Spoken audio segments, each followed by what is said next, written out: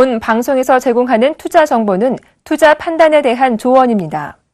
방송에서 제공하는 주식의 가치, 가격 상승 및 가격 하락에 대해서는 방송사에서 보장하지 않습니다.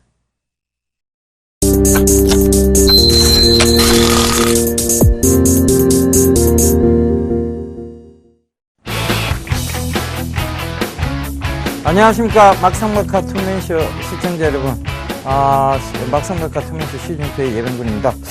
자, 시장이요, 변동성이 조금 나오고는 있습니다. 그런데, 결과적으로 보면, 하방 경직성이 좀 담보되어 있다. 이렇게 좀 보시면 될 것 같아요. 코스피는 저점이라는 인식이 좀 확산이 많이 되면서요, 1950선을 좀 강하게 지켜주는 모습이고, 코스닥 같은 경우에는 590선이죠. 590선을 지지선으로 계속해서 추가 상승을 꾀하고 있다는 점 참고해 보시면 좋겠습니다.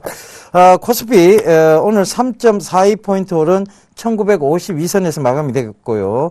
코스닥은 1.31포인트 조정 들어온 590선에서 정확히 마감이 좀 되었다는 거 참고하시고요. 환율은 좀 올랐습니다. 그것도 좀 소폭 좀 상승을 했는데요. 9.8원 오른 1100원선을 이제 넘어섰죠. 1103원선. 자, 우리나라 환율만 지금 계속 원화 강세가 좀 이루어지고 있다는 점, 요거 뭐 별로 좋지는 않은 모습이에요. 그래서 이런 종합적인 얘기들을 오늘 두 분 멘토님 모시고 얘기 나눠보도록 하겠습니다. 오늘은 오현진 멘토님하고 양경석 멘토님 자리해 주셨습니다. 안녕하십니까? 안녕하십니까? 네, 안녕하세요. 안녕하십니까? 예. 오현진 멘토님, 네.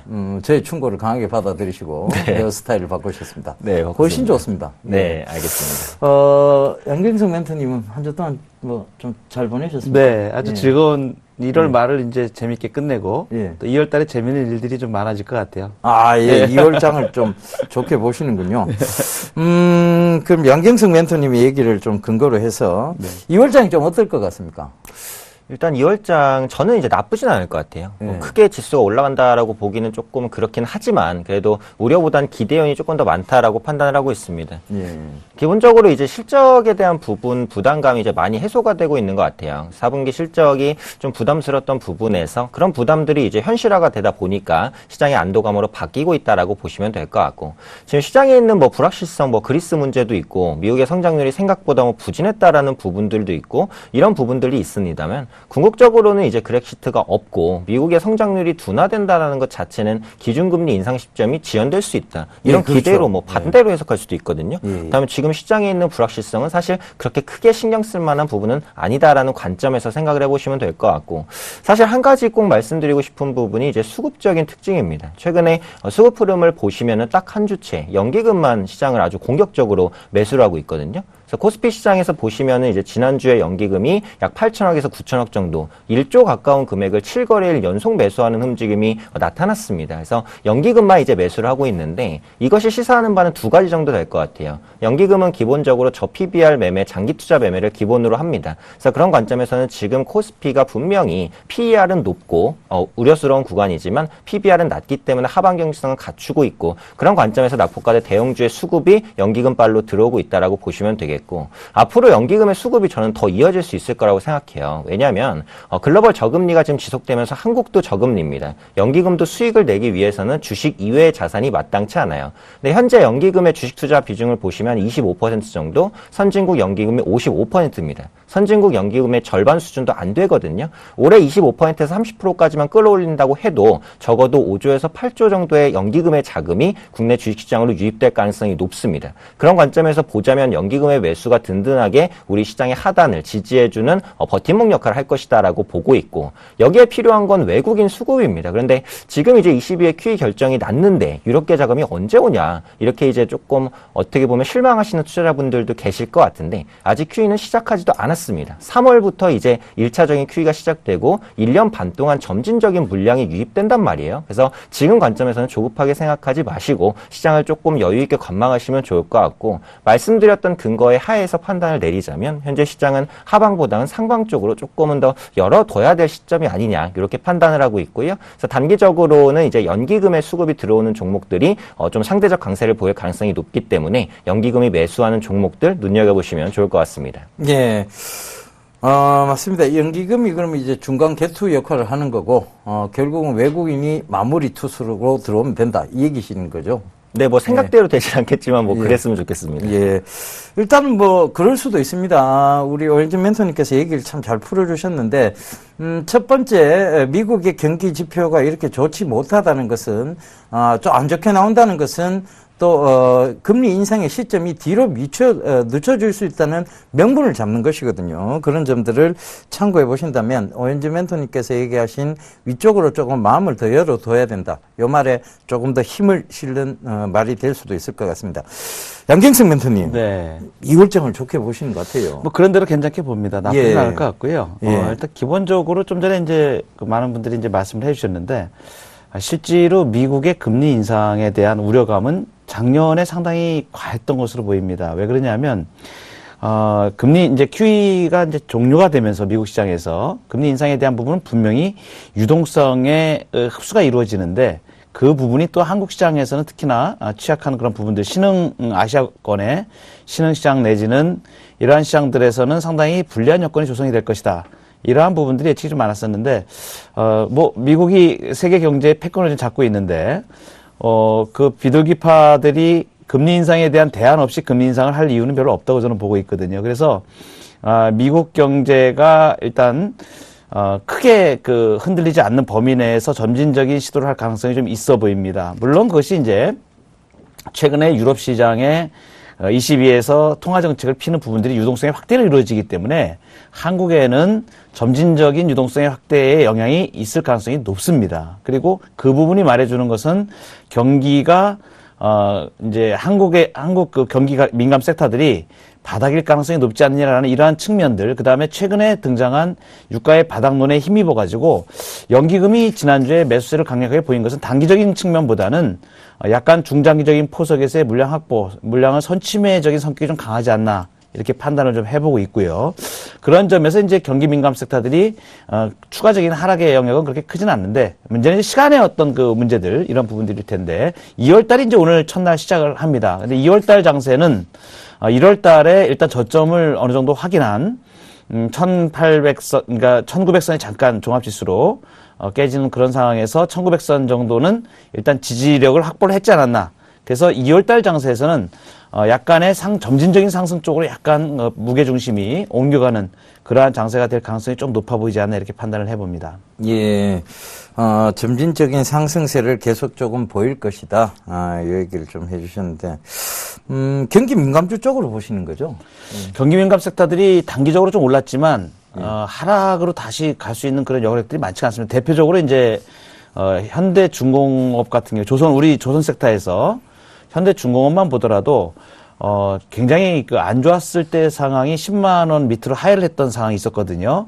근데 이제 한 몇 년 전에 보시면은 월봉을 쭉 보시면 이제 그게 나오는데, 8만 원대에서 10만 원대로 올라선 게, 그 당시에 상당히 굉장히 중국 주가가 이제 흔들리면서 리먼 브러더스 사태라든가 이런 부분이 터졌을 때, 8만 원대까지 갔었는데, 지금 가격이, 못해도 10만 원대는 지지가 된단 말이에요. 지금 이제 단기간에 좀 올라와서 이제 12만 원 정도 이렇게 하는데, 이런 걸로 봤을 때, 다시 하락을 하더라도 10만 원 밑으로까지 가기는 그렇게 이제 쉽지는 않다. 이렇게 좀 보이거든요. 근데 대표적인 몇 종목만 봐도 그런데, 정유도 마찬가지고요. 그 다음에 화학도 그렇고, 그 다음에 가장 그 경기 민감 섹터에서 강력하게 그 하락의 어떻게 어닝 쇼크까지 반영을 받았던 건설 섹터. 건설에서 특히 대형 건설사 중에 해외 건설 섹터 이런 부분들도 최근에 중장기적으로 이제 저점을 형성하는 그런 과정들이 좀 보인다고 보입니다. 예. 그러니까 저점 인식에 대한 확산적인 부분. 그런 부분도 참고해 보시라는 얘기 같습니다. 양경석 멘토님은 경기 민감주, 우리 오현진 멘토님은 연기금이 지금, 매수하고 있는 종목군들로 좀 보자고 하셨는데, 연기금이 지금 집중적으로 좀 매수하고 있는 종목이 있다면 어떤 종목이 있습니까? 일단은 중소형주보다는 대형주를 조금 위주로 담고 있는 것 같아요. 그래서 예. 그 중에서도 이제 가격적인 부담이 있더라도 추가적으로 오를 수 있는 종목, 혹은 현재 시점에서 실적에 대한 부담이 있지만 가격적인 메리트가 있는 종목, 두 섹터로 분명하게 나뉘는데, 매수하고 있는 종목들 보면 SK텔레콤이나 SKCNC의 강력한 순매수가 약 한 달 동안 좀 유입되고 있는 것으로 보입니다. 그래서 SK텔레콤이나 SKCNC는 제가 좀 언급을 드렸었던 종목인 것 같아요. 그래서 SK텔레콤은 결국 이제 통신시장에서 단통법이 안정되면서 시장 지배 1위를 가지고 있는 SK텔레콤 최대 수혜를 볼 것이다라는 부분, 또 핀테크와 사물인터넷과의 연결된 부분, 플랫폼으로서의 역할도 할 수 있다라는 부분을 제가 전에 한번 언급드린 적이 있습니다. 그래서 연기금도 그런 부분에 어느 정도는 주목하고 있지 않나 싶고, SKCNC도 마찬가지입니다. 핀테크의 모멘텀을 같이 가지고 있고, 추가적으로 지배구조 이슈도 있죠. SK그룹의 정점은 SKCNC입니다. 그렇다면 SK와의 합병 가능성 언제든지 부각될 수 있다는 점 기억하시면 좋겠고, 코스닥 종목 중에서는 엔터주를 좀 집중적으로 매수하고 있습니다. SM이나 YG엔터에 수급이 들어오는 모습인데, 엔터주는 이제 이전 엔터주가 아니에요. 한중 FTA가 진행이 되면서 중국과 협업하는 드라마라든지 아니면 음악 부분이라든지 뭐 컨텐츠 제작이라든지 이런 부분의 발전 가능성이 무궁무진합니다. 그렇기 때문에 SM과 YG엔터는 이전의 잣대를 들이댈 필요는 없겠다. 그래서 현재 시점에서는 성장주적인 관점으로 충분히 말씀드린 네 종목 편입해 볼 수 있는 종목군이 아닐까 판단하고 있습니다. 예, SK텔레콤, SKCNC. 네, 그다음에 SM과 YG엔터입니다. SM, YG. 그러니까, 이제 엔터 관련주가 두 종목. 네네. 예, 그리고 텔레콤, SKCNC 모두 이제 사물 인터넷 관련주라고 볼 수도 있죠. 그죠? 네, 맞습니다. 예, 그래서 두 종목, 이렇게 좀 짚어주셨습니다. 실제로 SK 쪽이 그 핀테크 이런 산업 쪽을 가장 먼저 선도했던 것도 맞아요. 네, 그렇죠. 예전에 기억하시겠습니다만 그 도토리 주고받았잖아요. 서로. 네, 예, SK컴즈, 싸이월드 있잖아요. 네, 맞습니다. 그죠? 그게 어떻게 보면 핀테크의 초창기 개념이 아니었겠나. 아, 지금 또 지나고 보니 그런 생각이 좀 들어요. 그러게요. 그죠? 저도 생각은 안 해봤는데 네. 연결성이 되는 것 같습니다. 도토리 몇 개 줄까 이런 거 있잖아요. 네, 맞습니다. 예, 알겠습니다.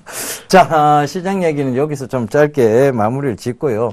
오늘 주제, 이슈죠. 화면으로 먼저 보고 오겠습니다. 중국 최대 명절인 춘절이 3주 앞으로 다가오면서 관련 수혜주들이 들썩이고 있습니다.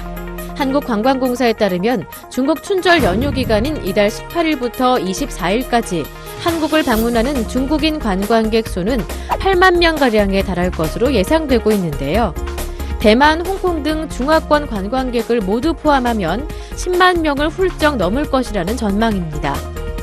한국은 중국발 훈풍에 관광, 숙박, 항공업계 등이 신이 나 있는 상황인데요. 증권업계에서는 과거 경험상 춘절 모멘텀이 매해 유효하게 작용하고 있어 요우커 대표 수혜주인 화장품과 카지노, 여행주에 주목할 것을 권하고 있습니다.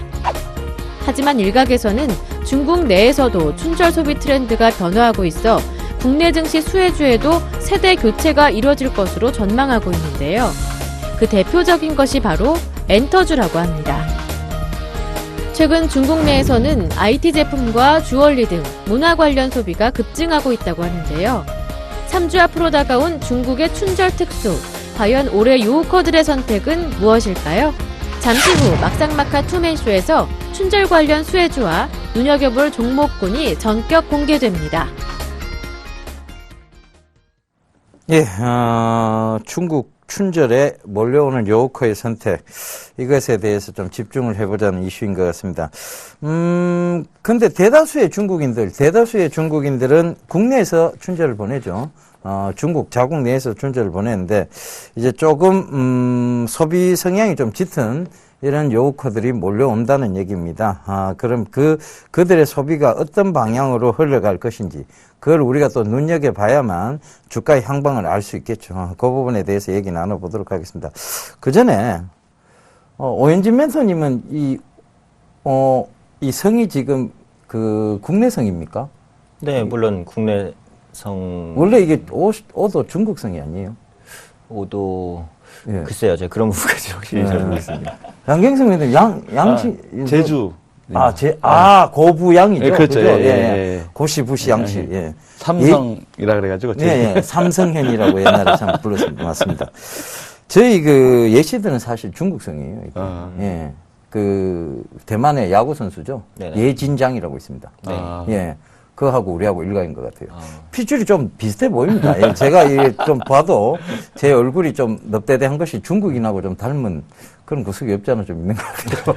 세계는 하나이기 때문에 이제는 예, 뭐 세계는 안 하죠. 우리는 모두 하나. 예, 맞습니다.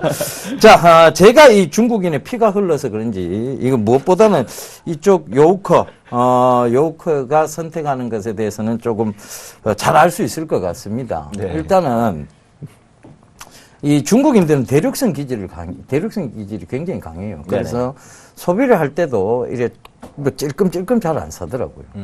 확 사는 편인데. 네, 맞습니다. 그러니까 그들 그 명동에 가보면 진짜 두 손이 무겁게 들고 다니거든요. 네네. 자, 이들이 주로 사는 게 화장품. 그죠? 네네. 그리고 뭐 최근 들어 이제 밥솥 이런 것도 많이 사지만 네네. 또 어떤 것들이 있을까요? 예.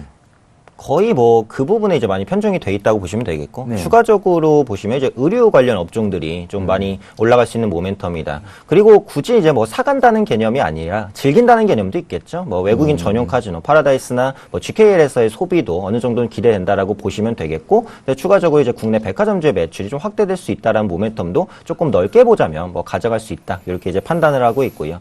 일단은 이번 춘절 모멘텀을 사실 좀 눈여겨봐야 할 것으로 생각이 되는 게 제가 2월 달에 경제 캘린더를 봤는데 EU 정상회담이나 뭐 금통위 정도 그 이외에는 크게 시장을 흔들 이슈가 딱히 없습니다. 그래서 아하. 시장적인 관점으로 보자면 춘절이 어쩌면 2월의 최대 이벤트가 될 수도 있다고 보고 있어요. 그런 만큼 춘절에 시장의 관심이 그만큼 쏠릴 수 있다는 부분을 염두하시고 투자에 임하셨으면 좋겠고요.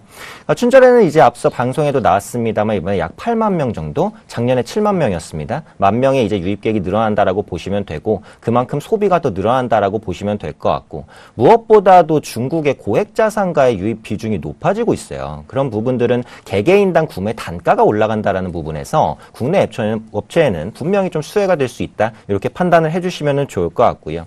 그렇다면 이제 뭐 말씀해주셨던 화장품이라든지 뭐 제가 말씀드렸죠 뭐 카지노라든지 아니면 뭐 면세점 관련주 단기적인 반등 모멘텀이 형성될 수 있습니다. 일단 과거 사례를 한번 보면 작년 같은 경우에는 일단 1월 말부터 2월 6일까지가 춘절이었거든요. 그래서 이 중국 관련주들이 움직인 패턴을 보시면 춘절 2, 3주 전부터 춘절 기간이 진행되는 동안 관련주가 약 두세 번의 반등을 나타냈습니다. 근데 지금 시점에서 이제 춘절이 약 2주 정도 남았거든요. 그다음에 지금부터 춘절 기간까지 중국 관련주들이 몇 번은 반등할 수 있는 모멘텀을 가져갈 수 있다. 그렇기 때문에 관심은 지금부터 필요하다. 이렇게 일단 말씀을 드리고 싶고요.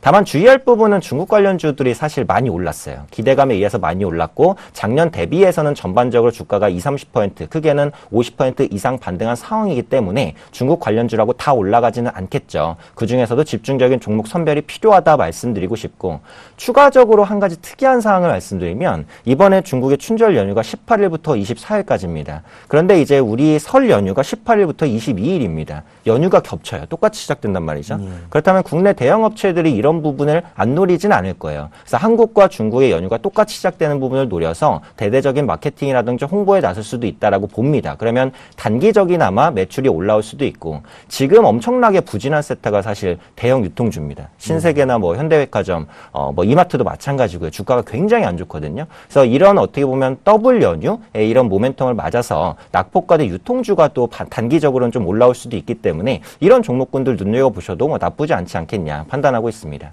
예, 알겠습니다. 그렇죠. 중국 춘절이 참, 최대 명절은 맞습니다. 그들이 분명히 이래 몰려온다면 분명한 소비적인 부분, 그리고 뭐 화장품, 면세점, 카지노, 이런 쪽으로 기대를 좀 해봐도 좋다. 요 얘기를 조금 해주셨어요. 양경석 멘토님의 이제 고향이라고 할 수 있는 제주도가 네. 예, 거의 중국인들 손에 뺏겼습니다. 이제 너무 많이 굉장히 많은 그러면. 중국인들이 제주도 땅을 매입을 했다고 그렇죠. 알고 있는데요. 부동산도 부산 쪽도 많이 들어왔고요. 예, 예. 제주도에 지금 많이 들어와 있습니다. 지금. 예, 이렇게 대규모 들어오면서 양경석 멘토님의 고향이 지금 뺏기고 있습니다. 예, 그거 지켜야 되는데요. 예, 지켜야 됩니다. 진짜 그죠? 자, 중국인들 이번에 들어오면 좀 뭘 중점적으로 살까요, 애들이? 트렌드의 변화가 최근 들어서 이제 2010년도 전 이전하고 2010년도 이후하고 이렇게 비교를 해보면 2010년도 이전에는 생활 가전이라든가 이런 부분에 그 상당히 공산품 이런 부분들의 수요가 좀 덜어 있었다고 이제 판단이 되거든요. 그런데 2010년 이후에는 약간 트렌드의 변화가 좀 일어나고 있습니다. 근데 인원도 많아졌을 뿐더러 중국 내부의 가전업체라든가 이런 부분들에서 상당히 생활가전을 많이 따라왔다고 저는 보거든요. 그런 측면에서 향후에는 트렌드의 변화가 명확하게 나타날 것인데 한국 소비 상품 중에서 중국의 소비를 노릴 수 있는 상품 중에서 경쟁력이 있는 그런 부분들이 어디가 있나라는 그 섹터를 찾아보면 현재까지 가장 유력한 부분들, 최근에 제가 접한 이제 중국에서 오는 분들의 제가 안내도 해보고 같이 이제 이렇게 대화도 나눠보고 그런데 거의 대부분이 화장품과 옷. 동대문 시장을 안 가지를 않아요. 예. 거의 대부분 남대문 시장, 동대문 시장은 거의 다 들린다고 봐야 되고, 그 다음에 명동 쪽의 화장품은 거의 뭐 정해진 코스라고 일단 봐야 되고요. 화장품 매장이나 이런 부분들은. 그 다음에 또 한 가지 특이한 부분이 성형을 목적으로 오는 사람들이 많습니다. 예. 이게 한국의 성형 기술이, 성형외과 기술이 엄청나게 각광을 받고 있는 그렇죠. 그런 상태. 세계적 예, 수준이죠. 완전 세계적 예. 수준입니다. 그래서 이제 특히 이제 강남 쪽에도 많이 그런 부분들이 이제 포진돼 있는데 이러한 부분들을 봤을 때 헬스케어 쪽으로 좀 이제 그 분야가 좀 이렇게 많이 집중이 된다. 그 부분하고 가장 이제 중국의 특수한 소비를 이어갈 수 있는 부분들이 굉장히 중요한 부분인데 이건 왜냐면 중국의 이 중국인들의 씀씀이가 지금 아시아권을 지배를 하고 있다고 봐야 되거든요. 그러면 한국 시장에서도 뭐 춘절의 어떤 특수 효과는 그냥 간과할 수 있는 영향은 아니고 이 소비 트렌드 자체가 경제에 미치는 영향이 한 두세 달 정도는 갑니다. 보통 이 정도면. 그러면 간과할 수 없는 문제들이거든요. 이런 부분을 봤을 때. 그렇게 보면 이제 저는 우선순위를 꼽는다면은 여행이나 무슨 뭐 그다음에 면세점이나 생활가전 이런 쪽보다 소비에 가장 아주 직접적인 영향을 가질 수 있는 그런 부분들은 화장품 쪽이라고 보고요. 그 중에서도 지금 방송에서 제가 말씀드릴 수 없는 숨어있는 화장품주가 있습니다. 숨어있는 화장품주. 이거 말씀드리면 내일 주가가 엄청 뛰기 때문에 제가 말씀을 못 드립니다. 이건 양해를 좀 해주시고. 예. 갑자기 궁금해지는데요. 예. 그런 찾아보시면 나옵니다. 근데 중국의 현지 화장품 업체를 가지고 있는 조인된 업체가 있어요. 우리 국내에. 예. 잘 찾아보시면 굉장히 노다지인 주식이라고 판단이 되는데 예. 화장품 쪽은 상당히 관심 가져야 될 거로 일단 보입니다. 네. 예, 알겠습니다. 그 중국어를 좀 하세요, 연경승 대표님. 저는 중국어를 잘 못합니다. 예. 중국인들을 모시고 다니면서 뭘 하셨다고 하시고요. 중국어를 또 잘 하시는 통역하시는 분이 따르시네. 예. 알겠습니다. 일단 중국인들이 지금 중산층이 굉장히 많이 늘었습니다. 그들이 그러니까 이제 임금이 많이 늘었죠. 그러면서 임금이 늘다 보니까 중산층이 굉장히 많이 늘었고, 그럼 이 중산층들이 많이 늘었기 때문에 이들이 구매하는 쪽의 어떤 제품들을 좀 눈여겨봐야 될 것 같습니다. 이제 멘토님은 첫 월급 타서 부모님께 뭘 해드렸나요, 혹시? 네, 저는 그냥 이제 외식을 한 번에 쓰는 것 같고. 그렇죠. 그러니까, 네. 오현진 멘토님 세대는 거의 이제 부모님과 함께하는 시간을 보냈고, 네네. 양경석 멘토님 세대 쪽은 거의 내복이나 이런 그렇죠. 내의 위주로 네, 선물을 했고요. 내복 선물 많이 네, 했죠. 제까지 여기까지 딱 끊겠습니다. 일단은. 그래, 오현진 멘토님하고는 좀 세대가 좀 다른데, 저희 쪽은, 그쪽으로 계속해서 내복 이런 거, 그런 부분을 저희가 많이 보내드리고 했었어요. 그래서, 그런 부분들. 그래서, 내복 관련주, 뭐 이런 거를 좀 볼 수는 없는 것 같아요. 근데, 자, 이걸 좀 생각을 해봐야 될 것 같아요. 우리가 그러면, 지금 중국인들이 한참 이제 도시로 몰려 나왔단 말입니다. 네네. 그럼 이제, 고향에 계신 부모님들 때문에 이제 부양에 대한 의무, 이런 걸로 지금 좀 생각이 많이 들 거예요. 그렇다면, 지금의 어떤 한국의 보험회사들, 생명보험회사들, 이런 회사들이 중국 쪽으로 진출을 좀 많이 했거든요. 네네. 그들의 어떤 실적도 좋아지지는 않을까요? 이것도 좀 한번 생각을 해봐야 될 것 같은데. 그 부분은 아직 조금 이제 이 금융 쪽이, 예. 금융 섹터는 중국 정부에서 아직 열어놓지 않은 부분들이 있습니다. 이게 제한된 부분이 있다는 얘기죠. 특히나 이제 금융에 대한 부분들은 어떻게 보면 서서히 이제 개방의 어떤 그 속도를 중국 정부도 상당히 좀 늦추고 있는 걸로 보여요. 그런 부분에서는 굉장히 겁이 나거든요. 왜냐면 외국 자본들이 들어왔을 때 자기들이 감당해야 될 몫이 많기 때문에. 근데 그러한 부분에서 크게 자기들의 그 관할권에서 영향이 안 미치는 뭐 식품이라든가 제조업은 얼마든지 들어오라 이거죠. 오히려 중국 내륙 지방으로 들어가 보면 각 그 지방자치단, 우리를 말하면 이제 지방자치인데 하나의 성은 굉장히 큰 영역입니다. 근데 얘네들은 한국 그 투자자들을 유치하기 위해서, 기업들을 유치하기 위해서 굉장히 그 막 내겁니다. 캐치플레이즈를 내걸고, 그 다음에 땅도 뭐 싸게 주겠다, 뭐 공장 짓는데도 도움을 주겠다, 세금도 면세해 주겠다 이래가지고 지금 실제로 이제 한국타이어 같은 경우가 그 성공한 케이스거든요. 중국의 해안이라는 그 내륙에 약간 내륙인데 상해에서 한 200km 위쪽에 있는 도시입니다. 거기에 이제 한국타이어가 들어가 있는데 그 지역만 보더라도 굉장히 아주 한국 기업에 대해서 굉장히 우호적이에요. 근데 이제 문제는 뭐냐면 금융 쪽에 이러한 부분들에 대해서는 굉장히 경계를 많이 합니다. 규제를 안 풀고 예, 있다. 규제를 안 풀어서 그렇습니다. 그것이. 예, 알겠습니다. 반대로 얘기해보면 이제 우리 한국도 외국 자본이 들어올 때 순서적으로 그런 부분들을 굉장히 지금도 이제 그 손보 영역이라든가 생보 영역도 어느 정도는 컨트롤을 많이 하거든요. 정부에서 규제를 많이 하거든요. 그래서 외국 자본들이 아주 자유롭게 들어올 수는 없는 그런 그 규제들을 좀 하죠. 그죠? 그런 부분들을 봤을 때 아직까지는 조금 그런 부분에서는 금융 서비스 이 영역은 시기상조일 수 있다. 이런 부분이 좀 염려스럽습니다. 그런 부분. 알겠습니다. 일단 전체적으로 보면 요커들이 그러니까 중국인들이요 소비 성향이 좀 많이 짙어지고 있습니다. 예전에는 뭐 없어서 못 썼다면 지금은 그들의 어떤 삶이 좀 풍족해지면서 조금 더 소비가 좀 짙어지고 있다는 점, 그것이 대한민국 증시에는 도움이 됐으면 됐지 나빠질 부분은 아닌 것 같습니다. 그래서 그런 부분들을 잘 참고해 보시고요. 또 중국인 관광객 수가 폭발적으로 증가하고 있다는 것, 이것은 결과적으로 또 대한민국 제품들의 인기도 그리고 대한민국의 관광산업 쪽에서의 인기도를 가늠해 볼 수 있는 잣대이기도 할 것 같습니다. 자, 오늘 이슈는 여기까지 좀 마무리를 짓겠습니다. 결과적으로 중국 관련주라고 하면 뻔히 나올 수 있는 것들이 일단은 화장품이고요. 그 다음에 관광상품, 그리고 면세점, 그리고 바로 숙박업소, 그 다음에 이런 관광과 관련된 쪽이 많이 있습니다. 그래서 여러분들도 너무나 잘 아세요. 이제는 요코, 그러니까 중국 춘절 관련주 이러면 아마 다다다닥 떠오르실 거예요. 특히 영유아 제품들까지 그렇게 다닥 떠오르시기 때문에 이거는 뭐 굳이 길게 얘기 안 하더라도 여러분들이 미리 짐작할 수 있는 부분에서 짧게 끊고 넘어가도록 하겠습니다. 자, 이제 우리 멘토님들 수익률 점검 나서 보도록 하겠습니다.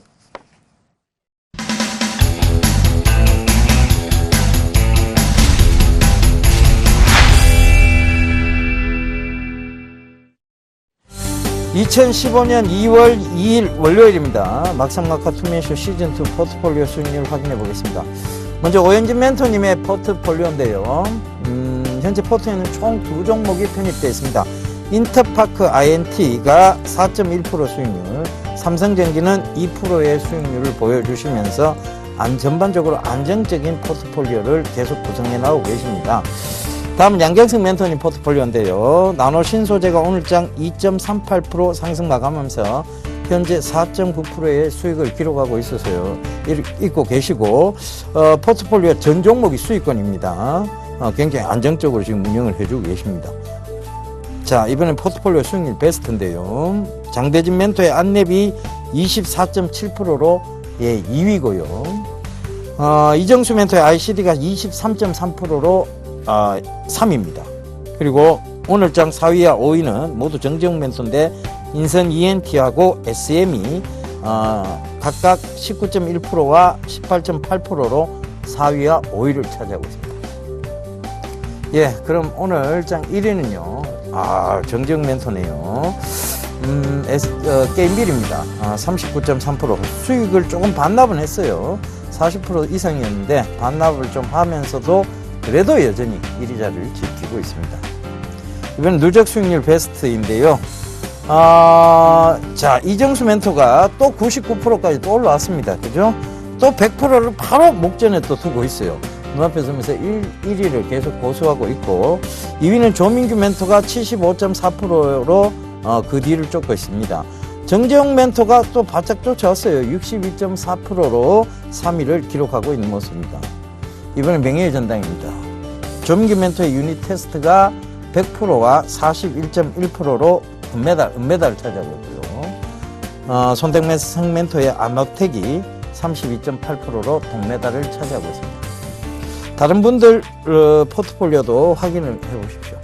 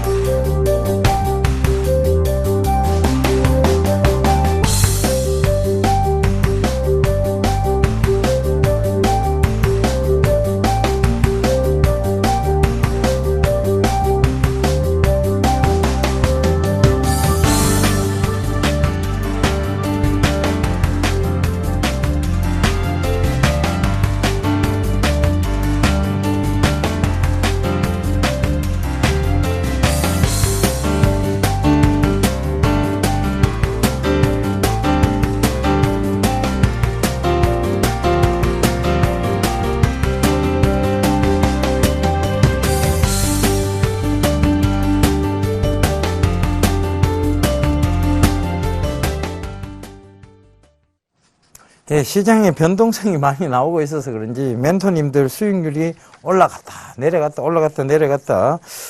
변동폭이 좀 있습니다. 자, 이 오현진 멘토님의 종목들이 참 좋은 종목들이 많았는데, 네. 그죠? 대원 미디어도 그렇고, 네. 예, 참 SK CNC도 그렇고요. 네네. 계속 지속적으로 지금 상승하는 종목들인데 네네. 중간에 조금 빨리 일단 안정적인 포트폴리오 운영 차원에서 매도를 좀 해주셨어요. 네네. 예, 근데 좀 아깝긴 합니다. 그죠? 예. 그럴게요. 일단 두 종목 지금 편입돼 있는데요. 두 종목 짤막하게 에이스 좀 부탁드리겠습니다. 네. 예.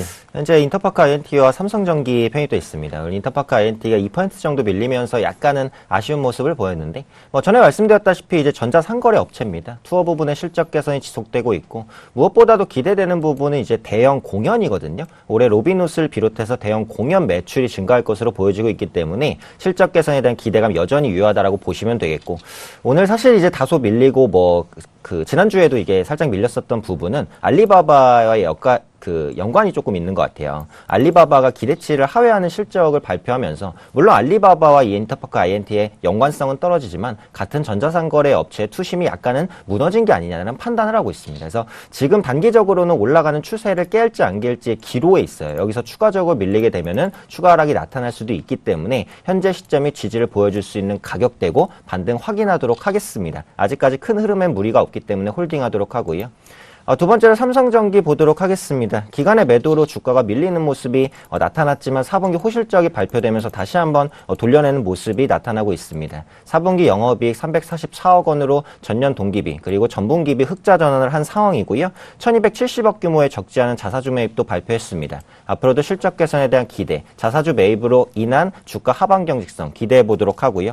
갤럭시 S 출시가 한 달 정도 남았습니다. 그리고 3월 달이면 MWC가 개최가 되거든요. 그럼 부분의 모멘텀 한번 가져갈 수 있기를 기대해보고, 여전히 외국인의 수급은 꺾이지 않았기 때문에 큰 흐름에서의 홀딩 관점 말씀드리도록 하겠습니다. 예, 자세하게 AS 전략을 제시해 주셨으니까요. 여러분들도 참고하시길 당부드리겠습니다. 양경석 멘토님, 전 종목 다 수익권이십니다. 그래서 굉장히 좀 안정적으로 이제는 이제 조금 적응이 좀 되신 것 같아요, 프로그램에. 그래서 네 종목 다 AS 좀 부탁드립니다. 예, 그렇게 짧게 좀 해드리겠습니다. 예. 예. 기업 내용들은 다 먼저 번에 다 말씀드렸기 때문에 나노 신소재를 말씀을 드리자면, 나노 신소재가 조금 그렇게 시간을 좀 끌고 있어요. 거래가 이게 좀 붙으면서 좀 빨리 올려쳐야 되는데, 이 거래가 이제 힘이거든요. 거래가 힘인데 거래량이 지금 수반이 안 되기 때문에 조금 늘어뜨릴 시간적 여유가 좀 있을 것 같고요. 여기서 이제 21선이 이렇게 제반 이동평균선들이 다시 한번 처지는 걸로 봐서는 바닥 국면을 한 번 더 모색을 한 다음에 본격적인 어떤 사인이 나올 가능성이 있습니다. 약간 중장기 투자하시는 분들은 기업 내용이 워낙 탄탄하기 때문에 여기서 뭐 그 서둘러서 이제 손절까지 하실 필요는 없는데, 단기적으로 운영하시는 분들이 조금 이런 부분에 좀 깝깝하실 거예요. 그래서, 단기적으로 움직이시는 분들은, 진입 가격이 조금 낮은 상태에서 들어갔었기 때문에 좀 익절을 하셔도 될 겁니다. 그래서 손실 구간은 아니고, 약간의 한 5% 정도의 이익 구간에서 익절하셨다가 다시 보시는 것도 괜찮습니다. 너무 한 종목에 몰입해서 보실 필요는 없다 하는 생각이 들고, 제외 이동평균이 조금 호전이 될 때까지 기다렸다 하시는 것도 하나의 방법이 될 것 같습니다.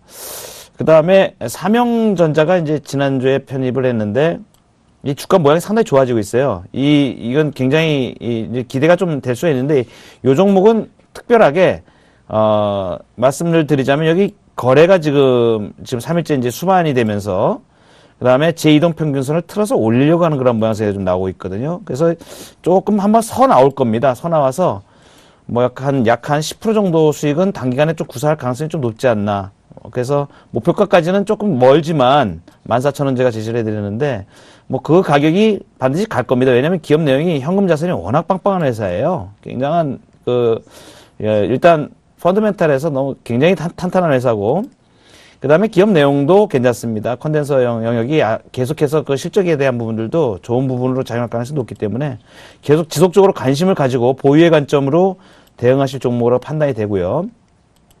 SFC 같은 경우가 제가 이게 좀 보유한 지가 좀 오래됐습니다. 그래서 계속 수익권에서 있는데, 주가가 큰 수익이 한번 났다가 2,700원대 이렇게 왔다가 한번 눌려가지고 다시 지금 들어올리는 거거든요. 이번에 이 거래가 아직까지 이 앞에 거래를 못 잡았기 때문에 다시 또 와도 여기서는 또 물량을 또 받을 겁니다. 그래서 단기적으로는 한 10 내지 15% 선에서 이익을 실현시키는 쪽으로 일단 한번 단기적인 대응을 이렇게 해주시는 게 아마 개인 투자하시는 분들은 조금 대처하시기가 좀 더 쉽지 않겠나 이렇게 판단을 해봅니다. 그 다음에 MPK, 미스터 피자, 21선의 견고한 지지를 받으면서 주가가 상승 터널을 형성하는 추세를 계속 유지를 하고 있어요. 이런 경우에는 다시 한번 상승 시도가 나올 수 있다고 보거든요. 그래서 목표가를 조금 제가 낮춰서 이제 이 앞에 4,500원 정도, 4,000원대 위에 올라오면 탄력이 조금 세질 거로 봤는데, 아직까지는 조금 시간을 걸어가면서 올라가는 그런 형태로 좀 가요. 그래서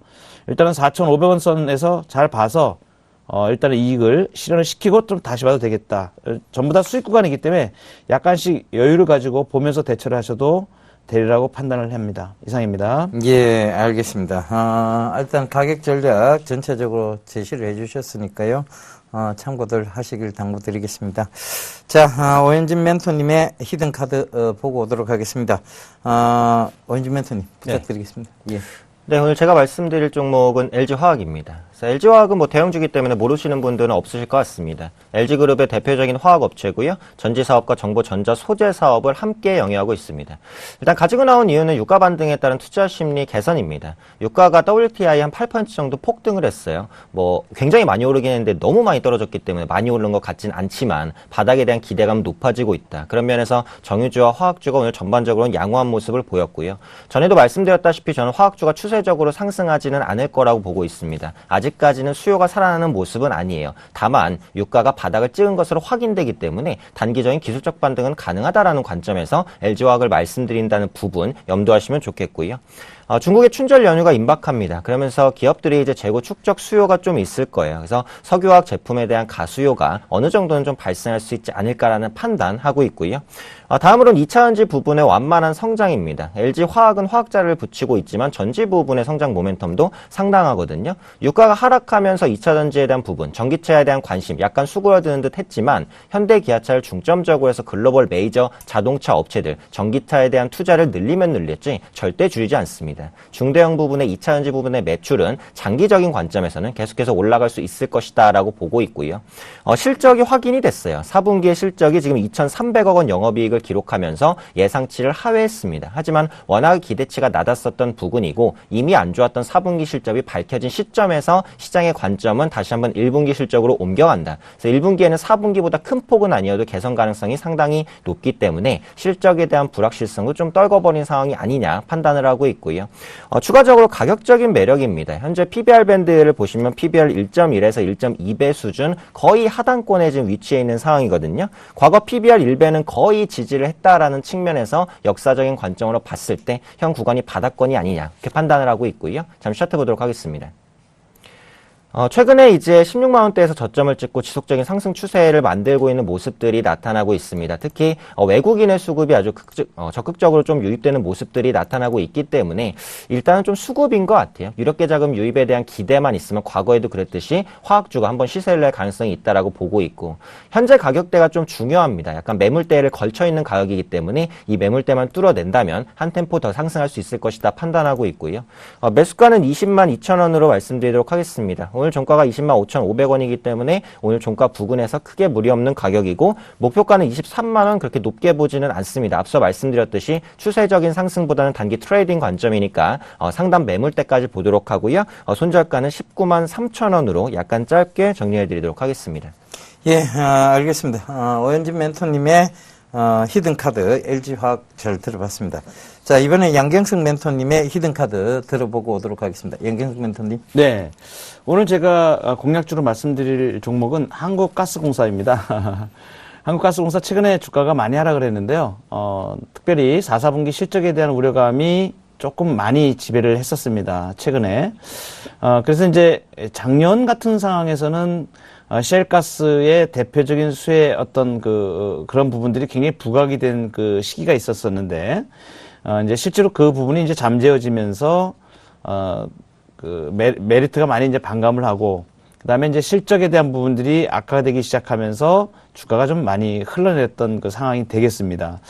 근데 이제 제가 이제 주식을 하는 방법 중에서 하나가 뭐냐면, 밀짚 모자는 겨울에 사라 이제 하는 얘기인데, 최근에 이제 유가도 하락을 하고 이제 이러다 보니까 공공요금의 인하라든가 또 압박이라든가 이런 부분이 많이 받고, 가스 요금에 대한 압박 이런 부분도 많이 있었기 때문에 그러한 부분들은 어느 정도 주가에 일단 반영을 좀 시키지 않았나 이렇게 판단해서 주가가 하락이 이제 과도하다. 그것을 이제 과도하다는 그 측면을 어떻게 볼 수 있냐면, 밸류에이션을 보면 되거든요. 이제 밸류에이션이라는 것은 기본적 분석을 통해서 기업의 가치를 이제 선정을 하는 건데, 뭐 퍼도 보고 PBR도 보고 여러 가지를 봅니다. 지금 이제 퍼가 한 9배 수준 정도 되는 걸로 보이고요. 그 다음에 계산을 해보니까 이제 실적 예상치 추정으로 이제 했을 때 퍼가 한 9 정도, 9배. 그 다음에 이제 PBR을 봤을 때 이게 좀 매력적인 구간에 좀, 보통 이제 그 대형주 중에서 약간 중장기적까지 좀 보고 이렇게 투자할 수 있는 그런 부분을 봤을 때는 PBR이 몇 배 수준이냐 이걸 따지는데, 일반적으로 이제 1배 수준까지는 그냥 밸류에이션 매력이 있다 이렇게 봅니다. 지금 현재 PBR이 0.55배 정도거든요. 그러면 굉장히 저평가되어 있다 이렇게 좀 볼 수 있다 이렇게 판단을 하고요. 그 다음에 LNG 수입 가격이 이제 원가가 되겠죠. 원가가 이제 하락을 했기 때문에 기업으로 봤을 때는 마진 개선이 이제 상당히 기대할 수 있는 폭이 좀 많아진다, 앞으로. 그런 부분을 봤을 때 5월 달에 가스 요금이 이제 정상화 좀 되고 이러면 실제로 이제 수익을 계산하는 부분에서 비용 처리를 갖다가 이제 하는 방식이 좀 바뀌었었거든요. 그런 부분 때문에 비용 계상을 좀 많이 해가지고 실적이 전에 비해서 좀 떨어진 걸로 이렇게 나타나지만, 실제적으로 그것은 아주 큰 우려할 만한 상황이 아니다라고 이제 보여지기 때문에.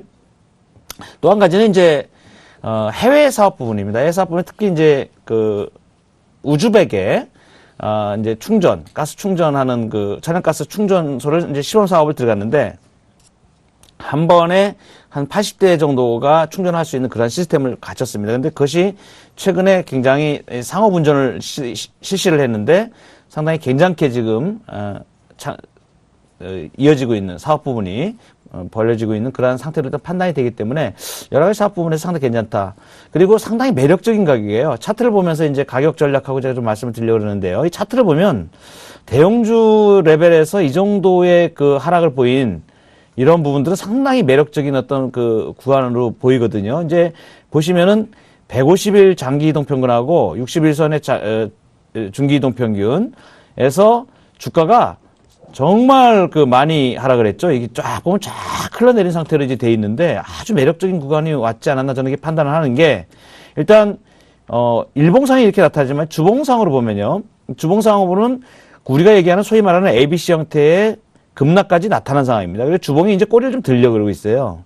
이 상당히 매력적인 부분이거든요. 최소한 그냥 튕겨져 올라가면 그냥 5만 원까지는 그냥 아무 저항 없이 그냥 튕길 수 있는 이 가격권이 됩니다. 이 정도면. 그래서 중장기적으로 투자하시는 좀 금액을 거액으로 투자하시는 분들도 안정적인 종목이 어디 없나, 안정적인 종목 중에서 좀 많이 빠지고 좀 대형주 중에서 좀 포트를 정말 고민을 했던 이런 분들은 이러한 종목은 편히 우선순위로 드시는 게 좋을 거예요. 이건 뭐 단기적으로 꼭 보는 것보다도 중장기적으로 상당히 매력이 많이 발생을 했습니다. 그리고 이제 이 차트의 그 주봉상의 차트로 보더라도 일단 이 이격이 굉장히 많이 벌어졌기 때문에 저항 추세에서도 이격이 많이 벌어져 있기 때문에 튕겨져 올라갈 가능성이 굉장히 높아요. 그래서 일봉상으로 봤을 때는 뭐 이 가격은 크게 무리 없다고 이제 꼬리를 이제 들기 시작하죠. 이제 최근에 이제 이제 바닥 인식이 딱 나오면서 거래가 이제 수만 대에서 나오기 시작하거든요. 아주 좋은 찬스입니다. 아주 좋은 찬스예요. 주가로 봤을 때 아주 좋은 찬스예요. 그래서 5일 이동 평균, 10일 이동 평균 이선에서는 그냥 분할 매수의 관점. 지난번에 제가 지난주 이제 대박펄스에서 대림산업에 대해서 제가 5만 원대 어닝 쇼크가 왔는데 오히려 살 기회라고 제가 말씀드리면서 5만 원 근처에서 주수십시오 그랬는데 그것 바로 그냥 20% 수익 나버리거든요. 이런 것도 마찬가지입니다. 이런 마찬가지입니다. 그래서 겁내지 마시고 분할해서 사면 되고 가격 전략을 말씀드리면 45,100원 기준으로 매수, 이제 5일 이동 평균 기준으로 매수한다 얘기입니다. 5일 이동 평균 기준으로. 그래서 45,100원에 매수 단가를 제가 말씀을 드리고, 목표 가격은 단기간에 그냥 뭐 장기로 보면 아마 6, 7만 원 가요. 근데 단기로 그냥 5만 원까지만 봐도 10% 그냥 나오지 않습니까? 그럼 10% 요새 그냥 나오는 게 어디 있어요? 대형주 중에. 그냥 줍는 거죠. 예, 그래서 단기적으로 이 정도까지 그냥 올 겁니다. 이 정도까지. 그래서 49,900원 단기적으로 제가 목표가 제시해 드리고, 손절 가격은 41,900원 제시해 드리겠습니다. 예, 두 분이 오늘은 두 분 다, 이 대형주 위주의 종목을 좀 들고 나왔습니다. LG화학하고 한국가스공사인데, LG화학, 들고 오신 오현진 멘토님께 먼저 좀 질문하도록 하겠습니다. 네. 지금 2차 전지 시장이 좀 뜨겁다고 해요. 사실은 네네. 보면 이제, 많은 업체들이 지금 난립에 있고, 사실 LG화학 같은 경우에는 지금 그 미국의 볼트 자동차, 그죠? 네네. 그쪽에 또 납품을 하고 있는데, LG화학 배터리의 성능이 좋아져서 볼트 자동차가, 성능이 개선된 것이 아니라 차량 경량화를 이루면서, 지금 만충으로 갈 수 있는 거리가 늘었다는 얘기가 있거든요. 네네. 그럼 LG화학이 크게 메리트가 지금 있을까요? 좀. 그래서 이거 앞서 말씀드린 이제 2차 전지는 이제 LG화학을 말씀드리는 하나의 모멘텀입니다. 그래서 제가 하나의 모멘텀뿐만이 아니라 수급적인 부분이라든지 이제 유가 반등이라든지 그런 부분을 제가 종합적으로 말씀을 드렸었던 부분이기 때문에 그 부분을 염두를 해두시면 좀 좋을 것 같고요. 중요한 것은 이제 이건 것 같아요. 2차 전지 부분의 성능이 어떻냐 뭐 이런 것보다는 LG화학이 2차 전지 부분에서 세계 글로벌 순위 안에 들 수가 있느냐, 그럴 정도의 경쟁력을 가지고 있느냐라고 생각을 하고 있는데 LG화학은 충분히 이제 그럴 수 있는 업체라고 생각을 합니다. 그래서 두 번째로는 이 전기차 시장이 시간이 걸리더라도 무조건 될 산업이냐 그렇지 않느냐. 저는 전기차는 무조건 될 산업이라고 보고 있거든요. 그래서 예, 중장기적인 관점에서는 좀 가지고 갈 수 있는 모멘텀이 있다 이렇게 판단하고 있습니다. 예, 알겠습니다. 2차 전지의 그 대형 2차 전지 ESS 시장도 조금 같이 봐도 되는 거죠. 예. 그렇죠. 에너지 저장 장치 시장도 지금 그렇게까지 가시화되고 있지는 않은 것 같아요. 근데 예. 어쨌든 그런 부분들도 시간을 두면서 좀 성장하는 모멘텀으로 가지 않을까. 그런데 사실은 그 부분까지 보자면 이제 LG화학을 들고 왔으면 안 됐습니다. LG화학은 예. 이제 외국인의 수급이나 이런 부분들로 단기적인 트레이딩으로 말씀을 드리는 부분이니까 그것은 이제 장기적인 모멘텀이고 제가 오늘 말씀드리는 부분은 수급 부분에 좀 중점을 뒀다. 이렇게 보시면 좋을 것 같습니다. 예. 양경석 멘토님께 짧게 하나만 딱 질문 드릴 것 같습니다. 예, 한국가스공사. 지금 이제, 정치권에서 사실 가스값을 올리기는 서민경제 때문에 좀 부담스럽습니다. 그렇죠. 예, 그래도 올리실 것 같습니까? 5월 1일 날 조정은 좀 될 것 같아요. 예, 알겠습니다. 자, 여러분, 오늘도 두 분 멘토님들이 심사숙고해서 두 종목을 히든카드로 제시를 해주셨습니다. 오현진 멘토님은 LG화학, 양경석 멘토님은 한국가스공사. 다음 주까지 여러분들 추이 지켜보시면서 두 분 멘토님들의 이런 종목군들 잘 멘토링 하시기를 당부드리도록 하겠습니다. 자, 저희는 이만 물러가고요. 내일 다시 인사드리도록 하겠습니다. 지금까지 함께 해주셔서 대단히 감사합니다.